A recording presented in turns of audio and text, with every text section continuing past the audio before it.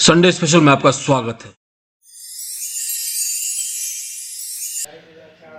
दोस्तों, हर इंसान अपने जीवन में तरक्की करना चाहता है, उन्नति करना चाहता है और उसके लिए मेहनत भी करता है। जरूरी भी है एकाग्रचित होकर के मेहनत करना, लेकिन कई लोग इसमें भटक जाते हैं, एकाग्रचित नहीं हो पाते हैं। आज उसी एकाग्रता की बात होगी, आज उसी लक्ष्य तक पहुंचाने की बात होगी, आज उसी एस्ट्रोलॉजी बूस्टर की बात होगी।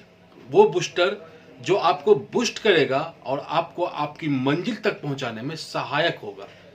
पंडित विंध्याचल लाल देव जी हमारे साथ जुड़े हुए हैं। आइए उनसे बात करते हैं और लेते हैं कुछ एस्ट्रो बूस्टर, ताकि आप तरक्की कर सके, उन्नति कर सके। बाबा, एक बार फिर से आपका स्वागत है हमारे यूट्यूब। धन्यवाद। बाबा, लोग मेहनत करते हैं, हाँ, परिणाम सकारात्मक या ऋणात्मक हाँ, दोनों होता है। हाँ, सकारात्मक होता है तो बहुत अच्छा, ऋणात्मक होता है तो ठीक से नहीं किया था, गलती उसकी थी, ऐसे करता तो उससे होता, उसे करता तो उससे होता। तो कुछ ऐसा बूस्टर दीजिए जो आदमी को ज़्यादा मेहनत नहीं करना पड़े, मेहनत करे लेकिन वो बूस्टर जो है ना उसको पुश करता रहे, ताकि वो अपने लक्ष्य तक पहुंच सके। ऐसा कोई एस्ट्रो बूस्टर दीजिए अगर है तो। देखिए, एक बात हमेशा आपको ध्यान रखना है कि जैसे गाड़ी को चलाने के लिए ड्राइवर को अपना संतुलन बनाए रखना है जी, तो उसी तरह से जीवन को सफल बनाने के लिए व्यक्ति के अंदर संकल्प शक्ति होना बहुत जरूरी है। जैसे आपके अंदर पहला तो ये संकल्प कर लीजिए, जो बूस्टर कह रहे हैं, कि हमको निगेटिव सोच अपने दिमाग में नहीं लाने देना है, आने ही नहीं देना है। पहला दिमाग हर चीज में क्योंकि जो भी घटनाएं आपके साथ घटित हो रही है वो प्रकृति की कृपा से या परमात्मा की कृपा से, और कोई भी जिस तरह से माता पिता अपने संतान का बुरा नहीं सोचता है, उसी तरह से प्रकृति या परमात्मा भी किसी प्राणी का बुरा नहीं सोचते।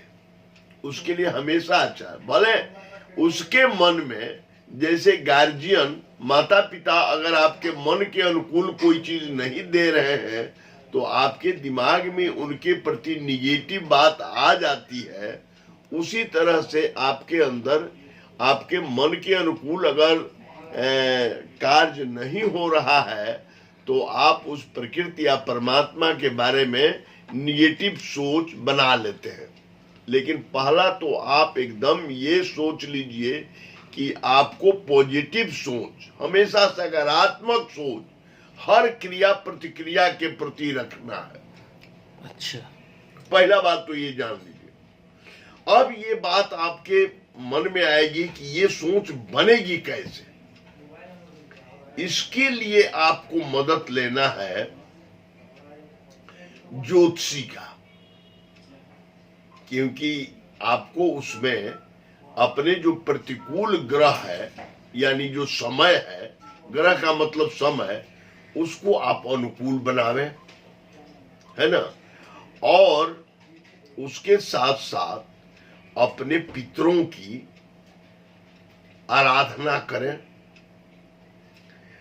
जो प्रतिकूल समय है उसको अनुकूल करने के लिए आप सही जानकार लेकर आप रत्न को धारण करें। उसके साथ साथ आप जो है वो प्रतिकूल ग्रहों को विफल करने के लिए, उसके प्रभाव को विफल करने के लिए दान करें, है ना। और सबसे पहले आप देखते हैं कि भगवान गणेश की आराधना की जाती है। अभी आराधना चल रहा है, क्योंकि चतुर्थी तिथि के दिन इसी भाद्रपद शुक्ल पक्ष में उनका जन्मोत्सव होता है और 10 दिन उनका जन्मोत्सव मनाया जाता है। भाद्रपद शुक्ल पक्ष चतुर्दशी तक। तो आप ये जान लीजिए कि उनको विघ्नहर्ता कहा जाता है, यानी निगेटिव ऊर्जा को समाप्त करने की क्षमता उसमें रहती है। आप पहले तो हर व्यक्ति को इस समय गणेश की आराधना जरूर करनी चाहिए कि उनकी कृपा उन पर हो जाए। जैसे कहा जाता है कि सबही नचावत राम गोसाई, गणेश आपको अनुकूल भाव पैदा कर देंगे। जैसे ही आप गणेश की हृदय से आराधना करेंगे, अगर 10 दिन आप सचमुच इस गणेश की आप गणोत्सव मनाते हैं, गणेश उत्सव मनाते हैं, उस उत्सव मनाने में 4 चीज का ख्याल करना है। एक, गणेश की पूजा करते समय एक कलश की पूजा जरूर करना है, क्योंकि बिना कलश की पूजा के गणेश का पूजा नहीं करना है। और उसके साथ साथ दीपक जरूर जलाना है, क्योंकि ईश्वर का भोजन जो है वो अग्नि ही है।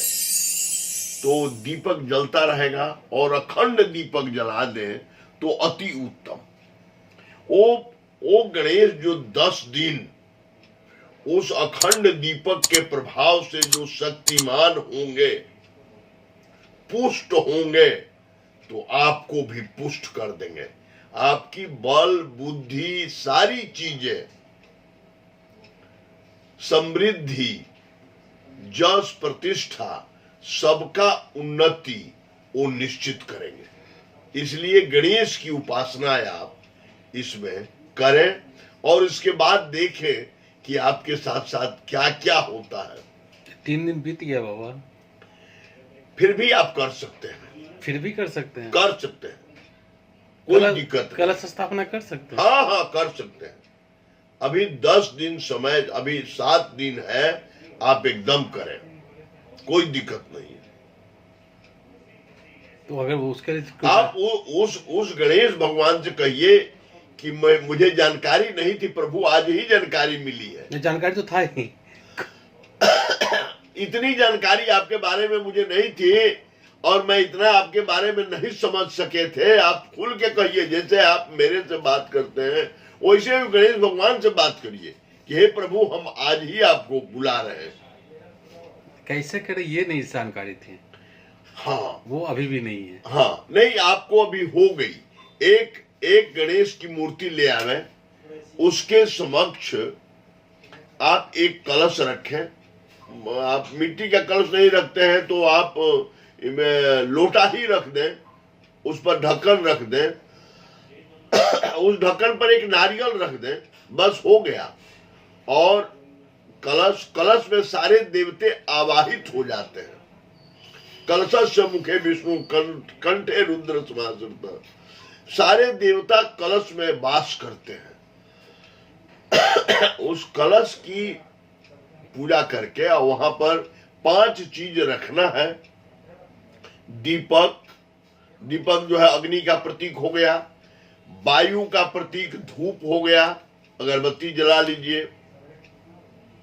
जल तो रखेंगे ही जब पूजा करने जा रहे हैं, 3 चीज तो हो गया।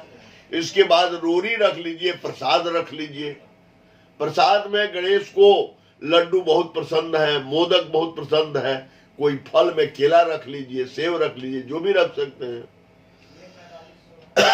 इस तरह से रोज करके उनको आरती दिखा दीजिए, बस यही। और अपने मन की बात उनसे कहिए, आप पर ज्यादा प्रसन्न हो जाएंगे। अगर आपका छूट गया है और जैसे ही आप उनको याद करेंगे, वो परम पिता परमेश्वर है, उनको कोई देवता न है, उन लोगों के मन में कोई द्वेष भाव ये सब नहीं होता है।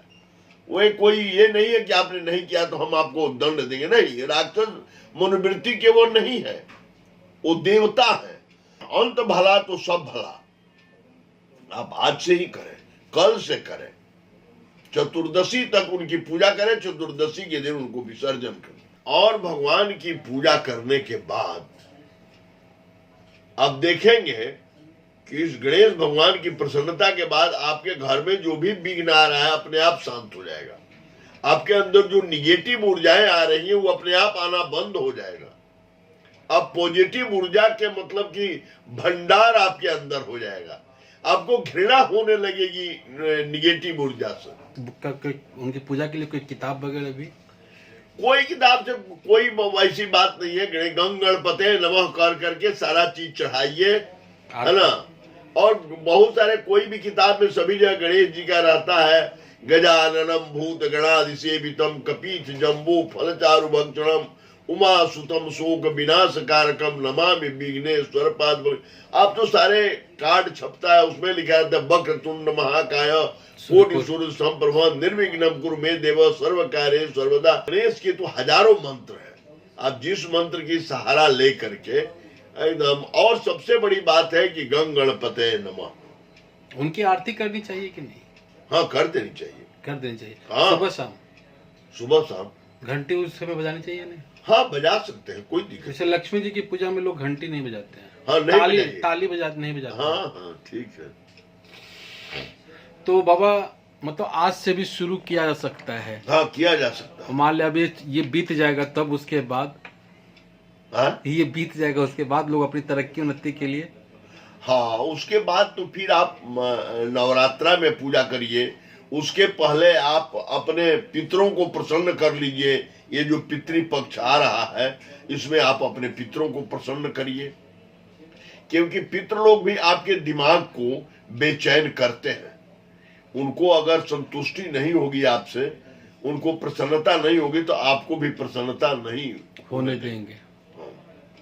बहुत बहुत धन्यवाद बाबा, आपने बहुत ही अहम बातें कही है, इसके लिए आपका बहुत बहुत आभार। धन्यवाद। गणेश चतुर्थी, गणेश पूजा करने से अगर वंचित हो गए हैं तो आप शुरू कर सकते हैं कभी भी। वैसे तो उनका आप सब दिन पूजा कीजिए, वो विघ्न हरता है, विघ्न हर लेंगे और आपको एक पॉजिटिव एनर्जी से भर देंगे। मेहनत कीजिए और ये बूस्टर भी अपने साथ रखिए। ओम गण गणपतये नमः। उम्मीद है आपको ये वीडियो अच्छा लगा होगा। वीडियो अच्छा लगा हो तो लाइक कीजिए, शेयर कीजिए, सब्सक्राइब कीजिए हमारे चैनल को। हम फिर मिलेंगे किसी और नए अपडेट के साथ। नमस्कार, जय हिंद। बाबा का नंबर वीडियो में डिस्प्ले हो रहा है और नीचे डिस्क्रिप्शन में भी है, आप चाहे तो इसे संपर्क कर सकते हैं।